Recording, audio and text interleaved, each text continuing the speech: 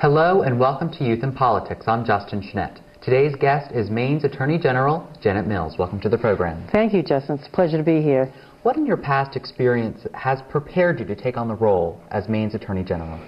Well, I was born and raised in Maine, of course. I think growing up in Maine gives you some background that's appropriate for the job. I think practicing law in Maine for 32 years gave me a pretty good background, litigating cases. I've argued cases in the Maine Supreme Court. I am the attorney of record on 150 cases in the Maine Supreme Court.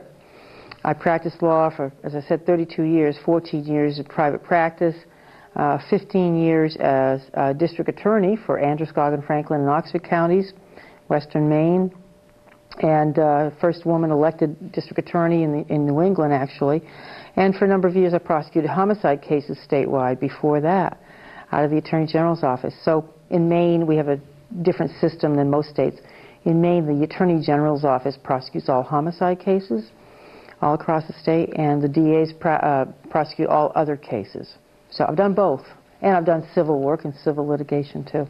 At your swearing-in ceremony, you said, quote, "I ran for every Maine woman and girl who grows up in the shadows of Margaret Chase Smith and who seeks opportunity in this state." You were elected as the first woman ever to be Maine's Attorney General. What does that mean to you both personally and professionally? It means a lot to me. I mean, I think I would run if I were male as well, with the background that I have, that I offer the job. But it's important to me that women make additional strides. I've been involved in the women's movement, so-called, for decades now. I co-founded the Maine Women's Lobby more than 30 years ago. I've been involved in legislation that affects women, informally, volunteering my time, lobbying on bills for a lot of years. I see us making some progress, but not enough progress. I'm very proud to be the first woman Attorney General. I'm also proud that we have a woman Chief Justice of the Maine Supreme Court and a woman Chief Cop, Ann Jordan, who's Commissioner of Public Safety, and a woman Speaker of the House, and a woman Senate President right now. I mean, and the first woman to represent the 1st District in Congress of the United States, Shelley Pingree. So we're really proud of these accomplishments. As a group, we kind of chuckle, and it's really great to be in the same room with all the other women. But at the same time, I wonder, and I keep asking, where are the women in the engineering jobs? Where are the women plumbers, electricians, contractors, construction workers? Where are the women in law enforcement jobs? Because I think until we achieve some parity, economic equality, women will still be second fiddle economically. We still won't be the breadwinners and be able to support our families. So many families in Maine are headed by women as single heads of household, and the poverty rates in Maine demonstrate that most of those heads of households are in a state of poverty. Female heads of household, female sole parenting situations. I think I don't know why it is, but we're not achieving the same job equity. We still earn overall about 76 on the dollar compared to men's wages for similar occupations. So it's not right. Something's still wrong. And Maine's not unique in that respect. So I'm happy to be where I am. I love the job, and I'm happy to be a woman in a real good job that I love.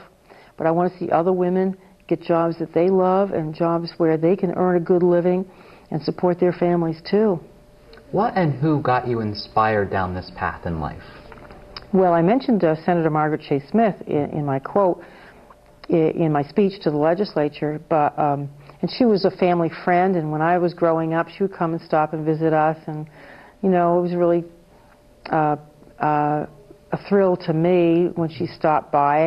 When I was a kid, didn't really understand what she did, but when I learned more about her, I began to see her as a friend and a mentor. She didn't consider herself a feminist, really, but she was a first in so many respects. First woman to hold positions in both Congress and the Senate.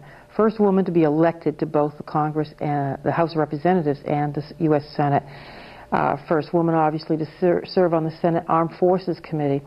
She was instrumental in encouraging women in the military. She was the first woman to fly in a plane and break the speed barrier.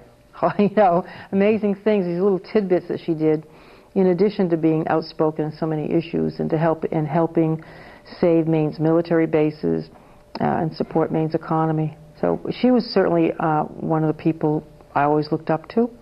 My father and my mother I've always, looked up to and respected. My father's deceased, but he was the one, after I dropped in and out of college a few times and worked my way through different occupations for a few years. He's the one who said, "Janet, why don't you go to law school?" And I never would have thought of it. I just didn't picture myself as a lawyer. It took my father and my mother to put the bug in my brain, because it wasn't my idea growing up at all to become a lawyer. So he was very patient with me when patience was indeed appropriate and required, and he also encouraged me along these lines. In a Portland Press Herald article, you say, quote, "I have never let a Democrat down and I've never stopped practicing law." Yeah. Do you carry out the role of Attorney General through a partisan or nonpartisan lens?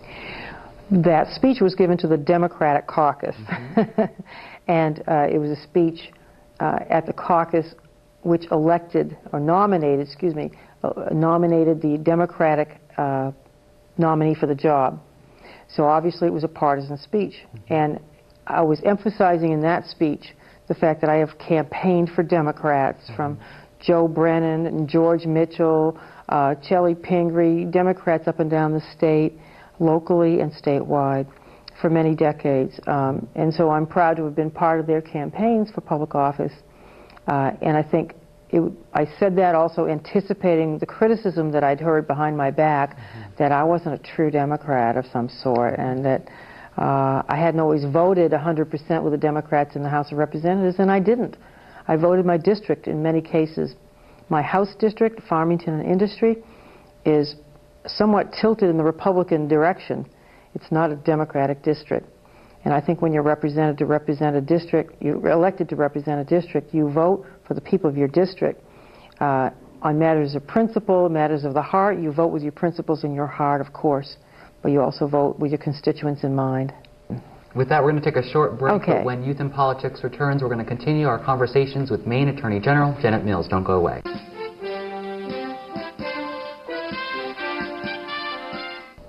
Hello and welcome back to Youth in Politics. I'm Justin Schnedt. Today's guest again is Maine's Attorney General Janet Mills. It is quoted that you call yourself, quote, "a hands-on Attorney General." What does that mean?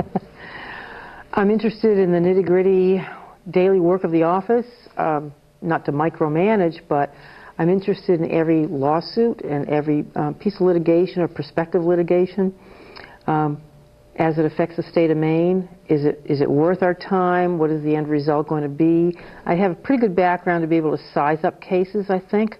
So hands-on in that sense. I'm not generally out giving too many speeches. I'm actually in the office a great deal, and I really enjoy the daily work of the office. It's a good mix of public policy to some extent, legislating and lawyering, legal background, public policy background, legislative background. It kind of comes together nicely. In our last segment, you mentioned AIG. Yeah. Does your office handle anything in terms of the accountability of funds and from the stimulus package? Well, the stimulus package is a different thing from AIG, but the stimulus package we are involved in as it relates to criminal justice issues. There's money in the stimulus package for drug prosecutors and drug enforcement people, money for violence against women issues, and VOCA money, victims of crime money. So we tend to get involved in those issues. We always have been. This office always has been. Domestic violence clearly is a big issue for us. It's one of the biggest social issues facing the state of Maine. Has been for a while. It's very frustrating that we can't seem to bring down the numbers. Last year alone, we had 31 homicides.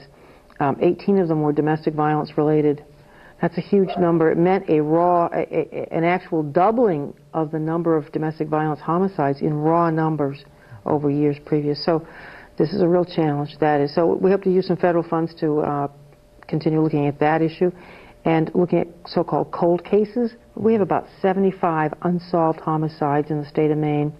There was a piece on TV the other night about one in Westbrook, and we're trying to work on these, but it's hard to keep up on the newer cases, the 31 from last year, and continue working as hard as we ought to be on the older cases. So I'm asking for some federal help, some stimulus money to work on those cold cases too.